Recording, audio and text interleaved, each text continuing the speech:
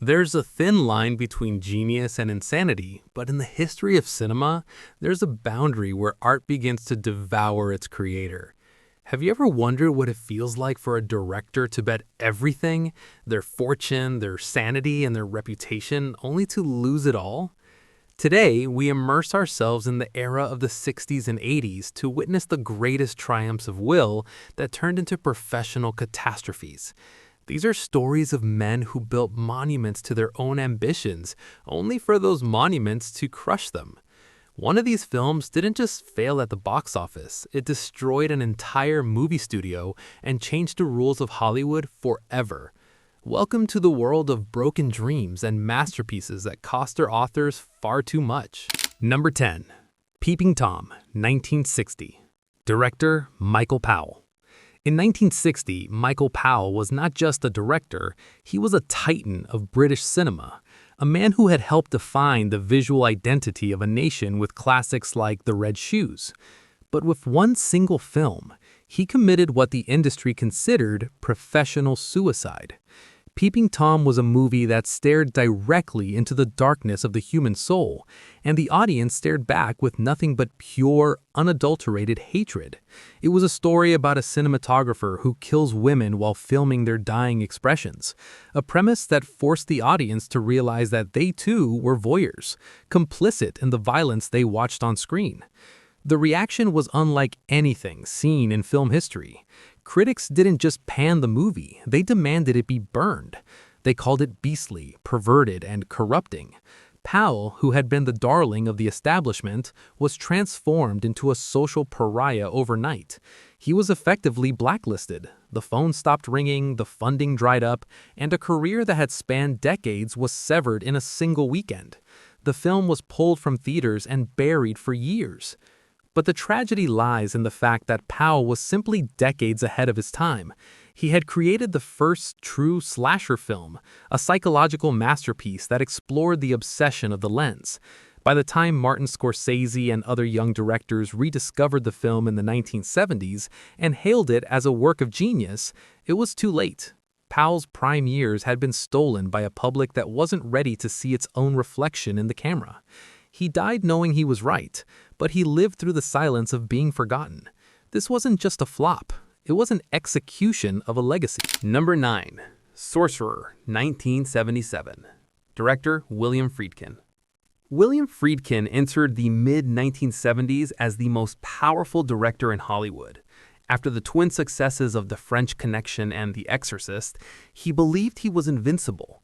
He used that power to craft Sorcerer, a film that would become his obsession and ultimately his undoing. This wasn't just a movie, it was a war of attrition against nature itself. Friedkin took his crew into the deepest jungles of the Dominican Republic, obsessed with a realism that bordered on the suicidal. He spent millions of dollars and months of time just to film a truck crossing a swaying wooden bridge in a rainstorm, a sequence so dangerous and difficult that it remains one of the most grueling feats in cinematic history. Friedkin's ego grew as the production spiraled out of control. He demanded absolute perfection, firing crew members and pushing his actors to the brink of physical collapse. He believed that the sheer intensity of the work would translate into a masterpiece that the world had never seen. But while he was lost in the jungle, the world was changing. He returned with a film that was nihilistic, punishingly loud, and deeply uncomfortable. It premiered just weeks after Star Wars had changed the cultural landscape to one of hope and fantasy. The audience, looking for escapism, found Sorcerer to be a brutal assault on the senses. It vanished from theaters almost instantly. Friedkin, the man who could do no wrong, suddenly found himself unable to get a project greenlit. The new Hollywood era of the director as God ended with this film. Friedkin spent the rest of his career trying to recapture the lightning he had possessed before the jungle swallowed his reputation. He gave the world his soul on a silver platter, and the world sent it back, untouched. Number 8. Heaven's Gate, 1980. Director Michael Cimino. If there is a ground zero for the death of the auteur, it is Heaven's Gate. Michael Cimino was the golden boy of the late 70s, having won Best Director for The Deer Hunter. When he began work on his epic western, the studio, United Artists, gave him a blank check. It was a mistake that would lead to the most spectacular financial disaster in the history of the medium. Cimino's obsession with detail was pathological. He would wait for days for a specific cloud to move into the frame. He ordered entire sets to be torn down and rebuilt because a road was 2 inches too wide. He spent over $1 million on a single scene of a graduation dance that lasted only minutes on screen. As the budget ballooned from $11 million to over $44 million, an astronomical sum at the time, the press began to circle like vultures. The film became a symbol of Hollywood excess and directorial arrogance before a single frame was even shown to the public. When the 5-hour cut was finally screened, the critics didn't just sharpen their knives, they brought chainsaws. The movie was described as a qualified disaster, a bloated, self-indulgent mess that no one wanted to see. The fallout was nuclear. United Artists, a studio founded by legends like Charlie Chaplin and Mary Pickford, was sold off and effectively ceased to exist as an independent entity because of this one film. Cimino's career never recovered. He went from being the next Orson Welles to a cautionary tale, a man whose name became synonymous with fiasco. Heaven's Gate didn't just kill Cimino's future, it killed the very idea that a director could be trusted with a studio's money. It was the moment the Suits took back the keys to the kingdom, and they never gave them back. Number 7. Apocalypse Now, 1979. Director, Francis Ford Coppola. Francis Ford Coppola was, by 1979, already a living legend. The Godfather and The Godfather Part 2 had cemented his place in cinematic history, and The Conversation proved his versatility. But then came Apocalypse Now, a film that nearly cost him everything: his family, his sanity, and possibly his life. This wasn't just a film production, it was a descent into a real-life heart of darkness, mirroring the very story he was trying to tell. Coppola moved his entire family to the Philippines, pouring his immense personal fortune into the project, fueled by a mad genius's belief that he had to make this film, no matter the cost. The production was plagued by biblical disasters. A typhoon destroyed sets, Martin Sheen suffered a massive heart attack, Marlon Brando arrived overweight and unprepared, and Dennis Hopper was lost in a drug-induced haze. Coppola himself suffered seizures, made death threats, and famously declared, "We were in the jungle. There were too many of us, we had too much money, too much equipment, and little by little we went insane." The budget ballooned to an unprecedented $31 million, a colossal sum for the late 70s, making it one of the most expensive films ever made. When the film finally premiered, it was a miracle it existed at all. Critics were divided, unsure how to process its hallucinatory narrative and controversial ending. While it eventually gained critical acclaim and cult status, the toll it took on Coppola was immense. The years of mental and financial strain left him creatively exhausted and deeply in debt. He spent the next decade struggling to regain his footing, forever haunted by the shadow of his own ambition. Apocalypse Now didn't destroy his career outright, but it irrevocably broke something within him, proving that some masterpieces are forged not just with talent, but with the very soul of their creator. Number 6. The Cotton Club, 1984. Director, Francis Ford Coppola. Just 5 years after the harrowing ordeal of Apocalypse Now, Francis Ford Coppola found himself once again entangled in a production nightmare that further eroded his standing in Hollywood. The Cotton Club was supposed to be his triumphant return to commercial viability, a stylish gangster musical set in the glamorous Harlem jazz club of the 1930s. But it quickly devolved into a chaotic, over-budgeted mess, reminiscent of his past struggles, yet without the artistic redemption that Apocalypse Now eventually offered. Coppola's artistic vision clashed constantly with the demands of the producers, leading to endless rewrites, reshoots, and creative compromises. The budget soared from $25 million to over $48 million, largely due to Coppola's perfectionism and the extravagant sets and costumes. This financial mismanagement was exacerbated by behind-the-scenes drama, including alleged mob connections among the investors and the notorious murder tied to one of the film's producers. The entire project became a PR nightmare before it even hit screens. When the Cannes Club finally premiered, it was met with a lukewarm critical reception and catastrophic box office results. It barely made back a quarter of its budget, becoming one of the biggest financial bombs of the decade. For Coppola, it was another devastating blow to his reputation, solidifying the perception that he was an artistic genius incapable of managing a production. The film's failure pushed him further into debt and forced him to take on less ambitious, more commercial projects for years, effectively dimming the golden glow of his 70s triumphs. It was a beautiful, flawed film that, rather than reviving his career, became another heavy stone around his neck. Number 5. Twilight Zone, the movie, 1983. Director, John Landis, segment director. John Landis was at the peak of his career in the early 1980s, the celebrated director behind blockbuster comedies like Animal House and The Blues Brothers. He was given the reins to a segment of Twilight Zone, the movie, a cinematic homage to the classic TV series, and it was supposed to be a joyous, nostalgic project. Instead, it became one of the darkest chapters in Hollywood history, resulting in a tragedy that forever tainted Landis's reputation and reshaped industry safety regulations. During the filming of Landis's segment Time Out, a horrific accident occurred. An on-set explosion, combined with a low-flying helicopter, led to the deaths of actor Vic Morrow and two child actors, Micah Din Lei and Renee Shin Yi Chen. The children had been hired illegally, without the necessary permits, to work late at night in a dangerous special effects sequence. The immediate aftermath was chaos, grief, and a relentless public outcry. The subsequent legal battles, including a highly publicized trial for involuntary manslaughter against Landis and other crew members, dragged on for years. Though Landis was eventually acquitted, the ethical and moral questions surrounding the tragedy cast a long, dark shadow over his career. His directorial output became less frequent, and the spark of irreverent humor that defined his early work seemed to dim. Twilight Zone, the movie, was meant to be a nostalgic tribute, but it became a haunting reminder of the ultimate price of a director's vision when ambition overshadows safety. For Landis, it wasn't a box office bomb that destroyed his career.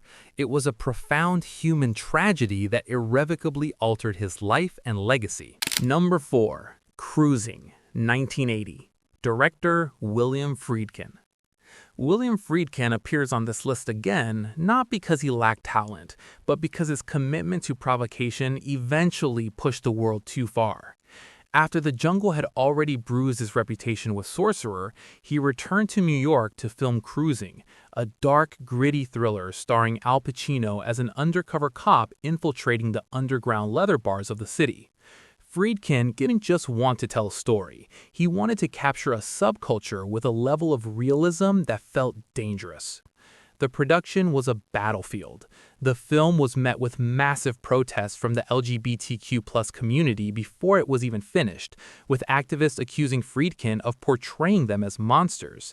But instead of backing down, Friedkin leaned into the chaos. He filmed in real bars, used real members of the scene as extras, and created an atmosphere of such thick, oily paranoia that it began to leak into the film itself. When it was released, the backlash was deafening. Critics called it hateful, and audiences were repulsed by its ambiguity and graphic nature. The film was a commercial failure and a critical pariah. For Friedkin, it was the final nail in the coffin of his status as a mainstream visionary. He had sought the truth in the shadows, but in doing so, he made himself an outcast. He would continue to make films, but he would never again be trusted with the keys to the kingdom. Number 3. One from the Heart, 1982. Director, Francis Ford Coppola. If Apocalypse Now was the war that nearly killed Coppola, One from the Heart was a dream that finally broke his bank. Following his survival in the jungle, Coppola wanted to revolutionize how movies were made. He bought his own studio, American zoetrope, dreaming of a place where artists could work free from the interference of major corporations. One from the Heart was meant to be the showcase for this new electronic cinema. It was a simple romance, but Coppola insisted on filming it entirely on elaborate, hyper-stylized sets that recreated the neon glow of Las Vegas. The cost was staggering. What started as a modest $2 million project ballooned into a $26 million obsession. Coppola was building a digital future in an analog world, and the technology simply wasn't ready. He put his own house, his vineyards, and his entire future up as collateral. When the film was released, the world saw a visual masterpiece, but one that felt emotionally hollow compared to the massive debt it incurred. It earned less than $1 million at the box office. The result was catastrophic. Coppola was forced to declare bankruptcy, and the American zoetrope was essentially dismantled. He spent the next 15 years working as a director for hire, taking on projects just to pay off the interest on his debts. The man who gave us the greatest films of the 70s became a prisoner of his own ambition, proving that sometimes the most beautiful dreams are the ones that cost the most to wake up from. Number 2. Ishtar, 1987. Director, Elaine May. By the late 1980s, the era of the uncontrolled director was supposedly over, but Elaine May didn't get the memo. Ishtar is a name that has become shorthand for Hollywood disaster. But the tragedy behind it is far more nuanced. May was a brilliant comedian and filmmaker, but her process was one of endless improvisation and obsessive retakes. She took stars Dustin Hoffman and Warren Beatty to the deserts of Morocco, where the production spiraled into a legendary mess. Stories leaked from the set about May demanding thousands of takes for simple scenes, and an ever-climbing budget that reached $55 million. An insane amount for a comedy in 1987. The press turned Ishtar into a punching bag before it even premiered. By the time it hit screens, it didn't matter if it was funny or not. The narrative of excess and failure had already been written. The film bombed spectacularly, and Elaine May, despite her undeniable genius, was never allowed to direct a major studio film again.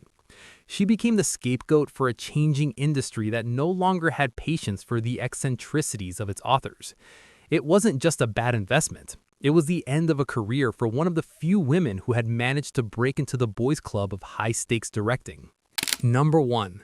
The Last Movie, 1971. Director, Dennis Hopper. If there is one film that perfectly captures the moment a director's ego obliterated their career, it is Dennis Hopper's The Last Movie.